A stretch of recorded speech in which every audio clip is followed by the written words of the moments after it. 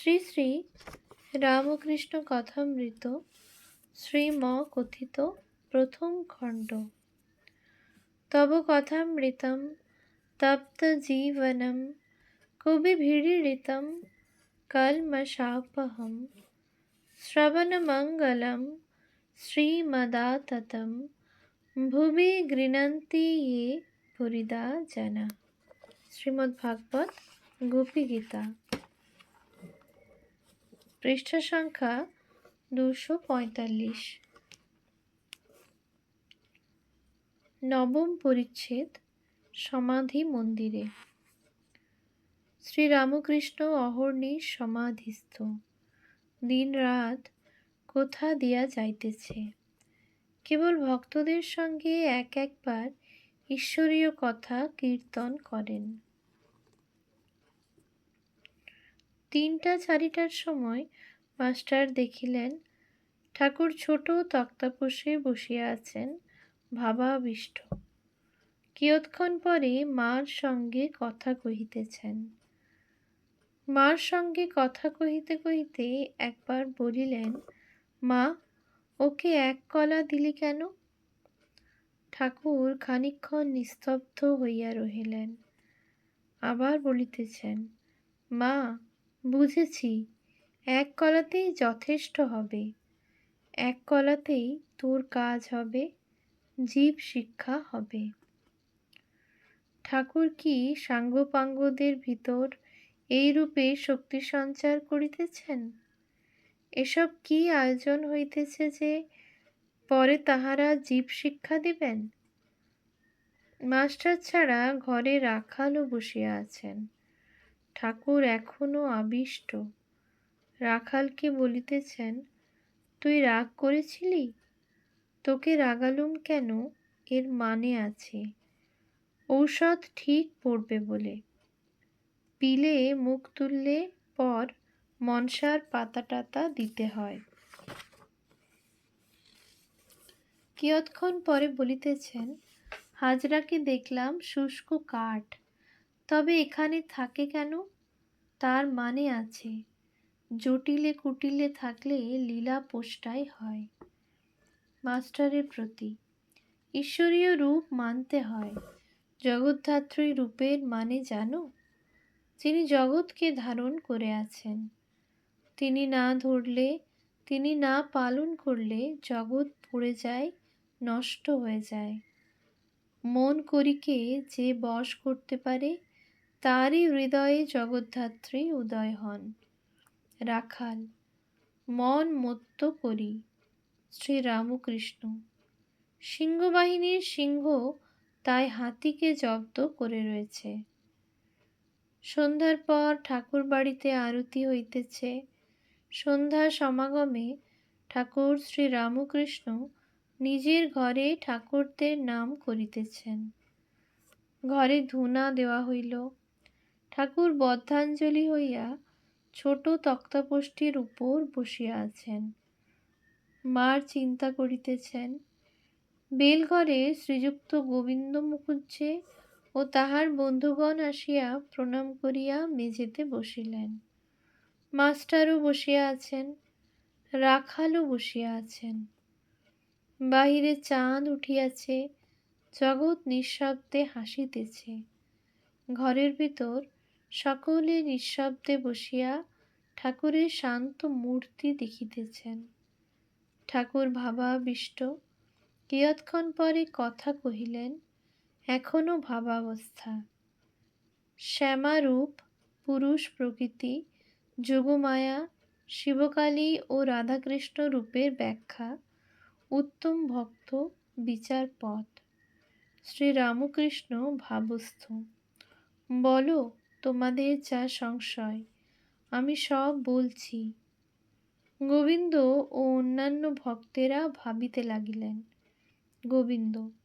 আজ্ঞা, শ্যামা এরূপটি হলো কেন? শ্রীরামকৃষ্ণ। সে দূর বলে, কাছে গেলে কোনো রঙই নাই। দিঘির জল দূর থেকে কালো দেখায়, কাছে গিয়ে হাতে করে তোলো, কোনো রং নাই। আকাশ দূর থেকে যেন নীল বর্ণ, কাছের আকাশ দেখো, কোনো রং নাই। ঈশ্বরের যত কাছে যাবে ততই ধারণা হবে তার নাম রূপ নাই। পেছিয়ে একটু দূরে এলে আবার আমার শ্যামা মা যেন ঘাস ফুলের রং। শ্যামা পুরুষ না প্রকৃতি? একজন ভক্ত পূজা করেছিল। একজন দর্শন করতে এসে দেখে ঠাকুরের গলায় পৈতে। সে বললে, তুমি মার গলায় পৈতে পরিয়েছ? ভক্তটি বললে, ভাই তুমিই মাকে চিনেছ, আমি এখনো চিনতে পারি নাই তিনি পুরুষ কি প্রকৃতি, তাই পৈতে পরিয়েছি। যিনি শ্যামা তিনি ব্রহ্ম, যাঁরই রূপ তিনি অরূপ, যিনি সগুণ তিনি নির্গুণ, ব্রহ্ম শক্তি, শক্তি ব্রহ্ম, অভেদ, সচ্চিদানন্দময় আর সচ্চিদানন্দময়ী। গোবিন্দ। যোগমায়া কেন বলে? শ্রীরামকৃষ্ণ। যোগমায়া অর্থাৎ পুরুষ প্রকৃতির যোগ। যা কিছু দেখছ সবই পুরুষ প্রকৃতির যোগ। শিবকালীর মূর্তি, শিবের উপর কালী দাঁড়িয়ে আছেন, শিব সব হয়ে পড়ে আছেন, কালী শিবের দিকে চেয়ে আছেন। এই সমস্তই পুরুষ প্রকৃতির যোগ।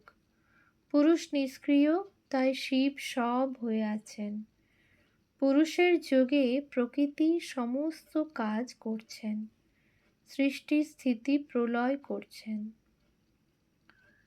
রাধাকৃষ্ণ যুগল মূর্তিরও মানে ওই যোগের জন্য বঙ্কিম ভাব। সেই যোগ দেখাবার জন্যই শ্রীকৃষ্ণের নাকে মুক্তা, শ্রীমতীর নাকে নীল পাথর। শ্রীমতীর গৌরব বরণ মুক্তার ন্যায় উজ্জ্বল, শ্রীকৃষ্ণের শ্যামবর্ণ, তাই শ্রীমতীর নীল পাথর। আবার শ্রীকৃষ্ণ পীত বসন ও শ্রীমতী নীল বসন পরেছেন। উত্তম ভক্তকে যে ব্রহ্মজ্ঞানের পর দেখে তিনি জীবজগৎ চতুর্বিংশতি তত্ত্ব হয়েছেন। প্রথমে নেতি নেতি বিচার করে ছাদে পৌঁছতে হয়। তারপর সে দেখে ছাদও যে জিনিসে তৈয়ারি, ইট চুন সুরকি, সিঁড়িও সেই জিনিসের তৈয়ারি।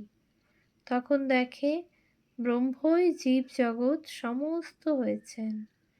শুধু বিচার, থু থু, কাজ নাই। ঠাকুর মুখামৃত ফেলিলেন। কেন বিচার করে শুষ্ক হয়ে থাকব? যতক্ষণ আমি তুমি আছে ততক্ষণ যেন তাঁর পাদপদ্মে শুদ্ধা ভক্তি থাকে। গোবিন্দের প্রতি কখনো বলি তুমিই আমি, আমিই তুমি। আবার কখনো তুমি তুমি হয়ে যায়, তখন আমি খুঁজে পাই না। শক্তিরই অবতার। একমতে রাম ও কৃষ্ণ চিদানন্দ সাগরের দুটি ঢেউ। অদ্বৈত জ্ঞানের পর চৈতন্য লাভ হয়। তখন দেখে সর্বভূতে চৈতন্য রূপে তিনি আছেন। চৈতন্য লাভের পর আনন্দ, অদ্বৈত চৈতন্য নিত্যানন্দ।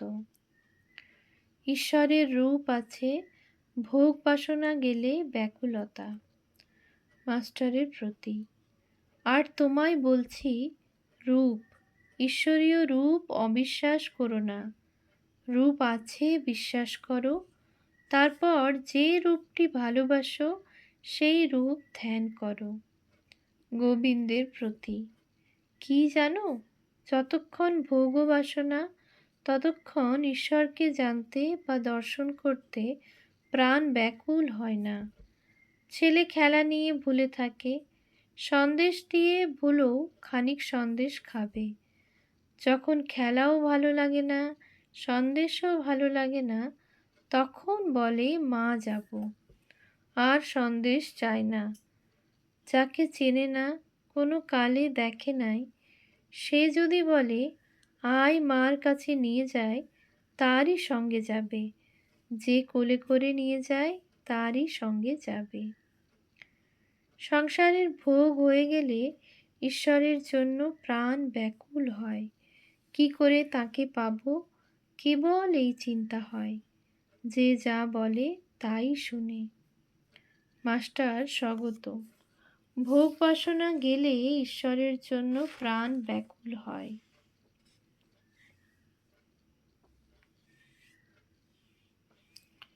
দশম পরিচ্ছেদ, 1883, 18ই আগস্ট।